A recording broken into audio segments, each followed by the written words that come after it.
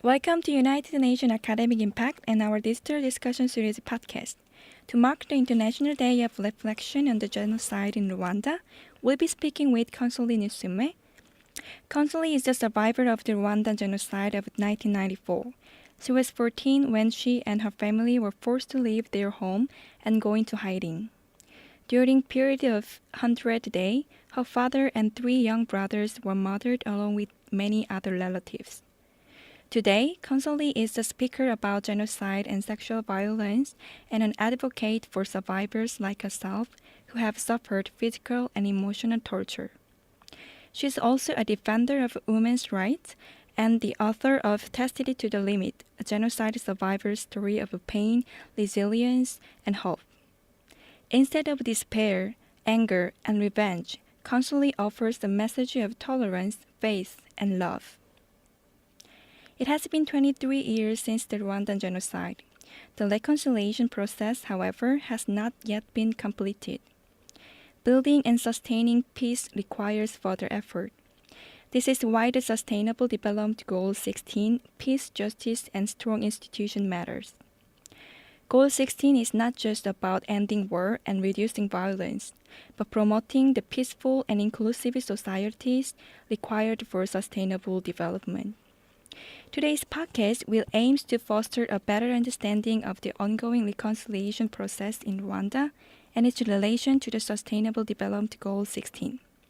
Hello, Consolee. We are very happy to have you here today. Thank you very much for having me. It's an honor for me to be part of this conversation. Thank you. Yeah. All right. Our first 2 questions are about your personal experiences. You are a genocide survivor, a writer, a motivational speaker, and a human rights activist. What can you tell us about yourself in these different roles and how they have shaped each other? Thank you for asking that question. As you can imagine, surviving the genocide is not an easy thing for any survivor to talk about because what happens during the genocide, it's a horrible thing. So, as a young 14 years old in 1994, I endured so much, like so many others who survived the genocide. So being able to talk about what happened to me, it's a courage. And I pray for that. So being able to even express myself better, what happened, it took me a long time. And I feel like as a survivor, having that platform to be able to express what happened, making sure the world know what happened, I feel like it's my duty to speak for those who cannot speak for themselves, and also to make sure that what happened to me and many others, it won't keep happening in the world, because we see now as we speak, it's happening in some parts in the world. We see on television what's going on in Iraq and Syria, and it hurts me so much. I don't want to be sitting and just watch how many countries watch what was happening to us. So I want to make sure that I contribute to make sure this, have my voice, to make sure this won't keep happening, and making sure that this the new generation, the generation coming after me, will live in a better world, and hopefully that's my hope. Yeah. Thank you. That is extremely inspiring. Thank you. Thank you. Okay. After the genocide, what were the biggest challenges you faced? What makes you able to cope with such a traumatic experience? After surviving the genocide, I was completely broken. And as you can imagine, I was carrying so much pain, like many other survivors, within myself. And it was, it for anybody who know what happened, you can imagine how hard it can be for anyone to cope, and all of us have different ways of coping. So I won't say that everybody has been able to be strong like I am. So it depends of the individual. So for me, I feel like I'm very fortunate to have the strength, and I've been, and one of the things that has helped me is because my mother survived with me when so many survivors lost almost the entire family. So, and for me, having my mother around me, it's a strength because at least I can lean on her shoulder and cry. So, and when someone else don't have anybody to lean on their shoulders and cry on, so you need that person to cry with, because crying helps so much, and helps you to feel okay. So at least okay with your pain. So for me, that really helped me so much, and also looking at other survivors who have even went through worse than what I went through, and struggling to be able to function on their own. And I'm able to function. I speak. I walk, even though I live with the consequences of what happened to me. But there are others who will never be able to even function on their own until they leave this earth. And looking at them, I have to have the courage to be strong for them and encouraging them. And for me, I feel like I don't have to give up on life. I have to have a positive outlook on life, because despite what happened to me, I'm very fortunate to be alive. So, and having faith, I believe in God. So always has ask God to help me in my journey of healing. And I think every day. Not every day is okay with me, but when I need to cry, I cry. But I also have. I believe that I'm living here. My life here on Earth means something. I have a purpose to be alive. So, and yeah. Thank you again for sharing this story. We really appreciate. Thank you. Now we're going to talk about the Sustainable Development Goal 16 and Sustainable Peace. Sustainable Development Goal 16, Peace, Justice, and Strong Institutions, aims at building sustainable peace. Ending war does not always represent the end of conflict. What do you think are the most important actions to be taken, and by whom, for building sustainable peace in a post-conflict situation? Thank you for asking that question. And I think, to me, it's very important for international community to be part of the post-conflict, peace. And to me, they have to really play a big role to make sure that they are helping that nation to be able to heal. Because when the genocide happens, it destroys a lot, not only hearts and minds, and it destroys even so many things, and people have to you have to start all over again. So, and it takes some time. So, and I think it's so important for the international community, not only the country itself, to work on that. So they have to help heal that nation, so that the new generation will be able to have a country that has the bad past, but already have a full, peaceful, and people living there are feeling comfortable now, so they can live in peace, and no one is even thinking of doing any horrible thing like what happened at that time. So to me, that's what I think. Thank you for your insight. How do you define reconciliation? What, in your view, must a true and lasting reconciliation entail? Reconciliation is very important in any society like my country that went through the genocide.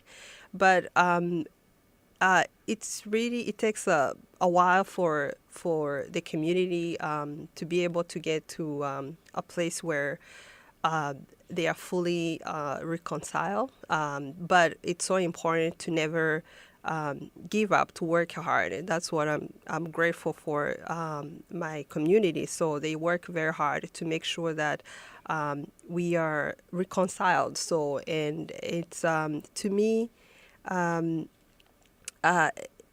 it's so important to reinforce that in many ways, educating young people, making sure that they learn from the past. So, and